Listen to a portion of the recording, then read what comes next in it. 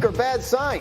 It's definitely a bad sign when you lose a couple games in a row. They lost their receiver bursts to injury in this game. And also, clearly, even if I wanted to say it was a bad week, they made it a bad sign when they told their general manager to get missing. So, yeah, this is not looking good for them going forward. First place team firing a GM in December is unusual. Kmart, the Jets lose to the Vikings. Bad week or bad sign for New York? Dan, I'm going to say just a bad week. Maybe I've been gone a long time. I'm not as angry as I used to be.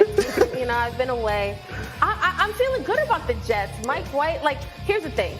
The Jets could have won that game had Braxton Berrios caught that ball. I'm not feeling like this is a team that's headed in a downward spiral. I actually feel good about the Jets. All right, we'll see how they do this week in Buffalo? That's a tough one. Canty, the Dolphins went all the way out to San Francisco, lost to the Niners. Bad week or bad sign? It's a bad sign, and it's because of how the quarterback played. He completed his first pass to Trent Sherfield, a 75-yard catch and run for a touchdown, but after that had 5 straight incompletions, and he missed guys that were wide open, Graz. That's going to be a problem.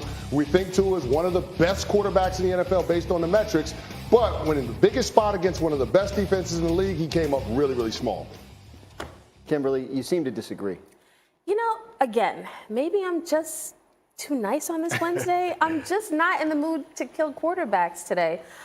Here's the thing. I guess because I've watched Tua in person throw 6 touchdowns. I've watched against the Ravens. I've watched this offense score at will, right? And I've watched Patrick Mahomes lose to the Colts. I've watched good quarterbacks have terrible games. I don't think 1 week should completely erase everything up to this point. We were talking about the Dolphins, some of us were talking about the Dolphins. Yeah, not me. Yeah, we know. See, but this is my issue. 1 week, when we use 1 week to say, okay, see, Tua can't beat anybody good. See, this is the thing. You see how he just looked out of sync? I think the guy's allowed to be out of sync 1 game, and he's going up against the best defense in the NFL. Yeah, I think and he didn't have his tackles. This D-line is ferocious. Guys, the other team had their 3rd-string quarterback, and he lost. But he's not facing that.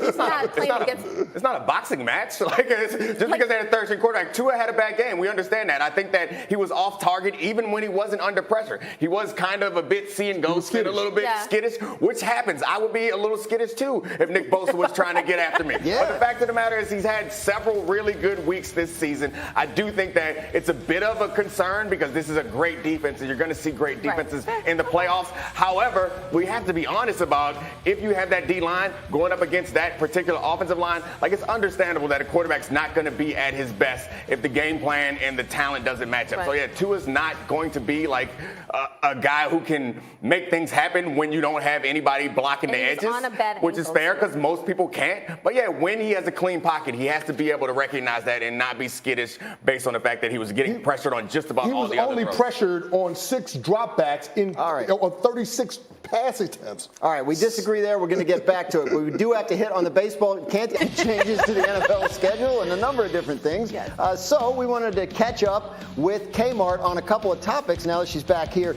in studio. There's been a lot of drama, Kimberly, with the New York Jets, obviously, this season. What do you think of their quarterback situation right now? Is Mike White the starter the rest of the way? All right, Dan. So Robert Saleh is intent on getting Zach Wilson back on the field, but I'm also intent on losing 15 pounds this holiday season, and that may not happen. I can guarantee you that.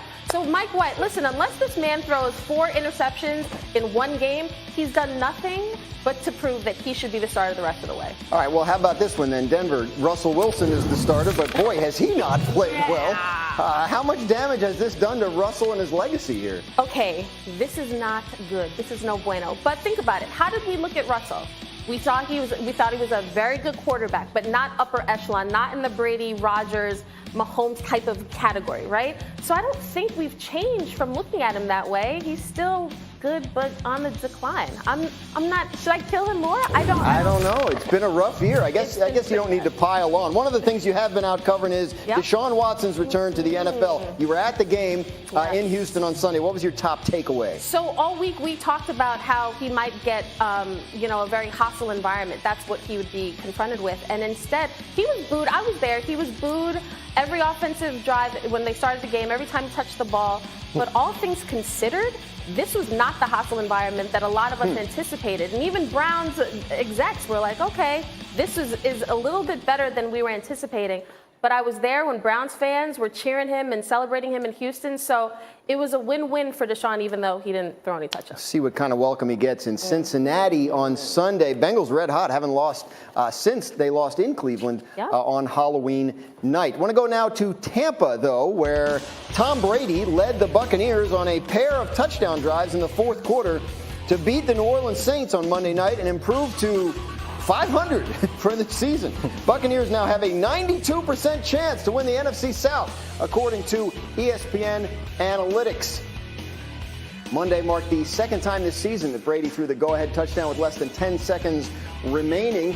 A month ago against the Rams, Tampa trailed by 4 with less than a minute left before Brady drove them down the field for the winning score. So we see Brady with the comeback magic as we're used to, but we see the record at 6-6, which we're not so used to. So 92% though, our analytics say to win the division, which means they'll be in the playoffs. Yep. Cool. So what do we think Then when they what? get there? Are we betting against Brady? Man, that's not a good place to be, betting against Tom Brady. I don't want to live in that world. Now, this is not a very good Tampa Bay Buccaneers team. And even though they're one game back of what their record was when they won the Super Bowl, this team feels less like 2020 Tampa and more like 2019 New England. Now, that being said, Tom Brady's been in the playoffs 19 times. Only 3 times he's been one and done. Tom Brady in home playoff games, 21-5 record. So you do the math. And when you consider the potential matchup with the Dallas Cowboys, I feel like this is one of those potential upsets that we would see on Wild Card Weekend. Not because I believe in the Tampa Bay Buccaneers. You don't believe in the It's just Cowboys. that I don't believe in the Cowboys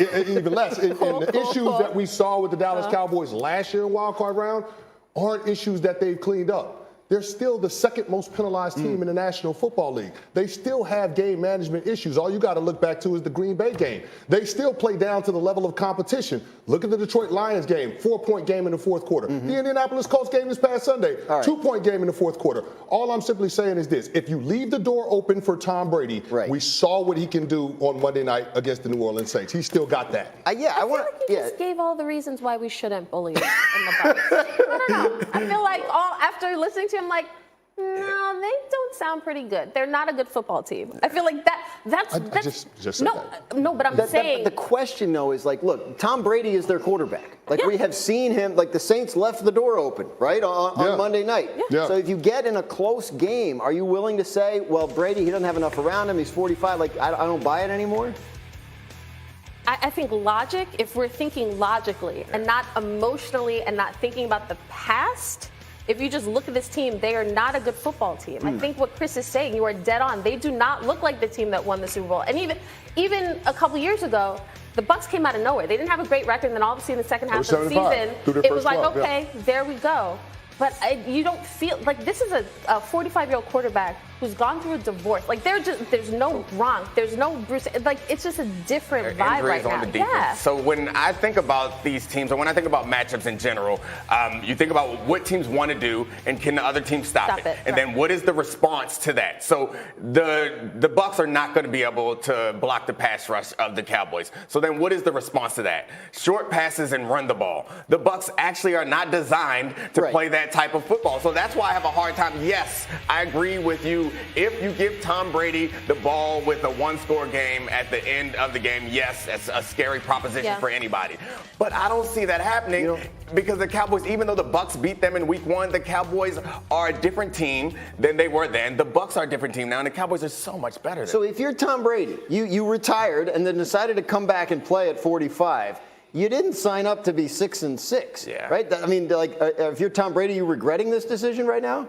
I guess I would say no, because it doesn't seem like Tom Brady wants to do or can do or has an interest in doing anything other than playing football. And us trying to like get into Tom Brady's head is really hard to do because none of us are built like that. Like none of us have in our mind that 6 Super Bowl championships is not enough. The greatest of all. That's right. I forgot about the last one with Tampa. Damn, good Lord. Look at you. 6 was not enough. He's been to 9, right? I got that 10. right? He's been to 10. Oh, God. I'm stuck at like 10 years ago. Selling the man short. Real quick. I will say this, Dan. How this thing ends for the Tampa Bay Buccaneers could determine where Tom Brady plays in 2023. Yeah, well, that's what we call in the business a tease, and we'll certainly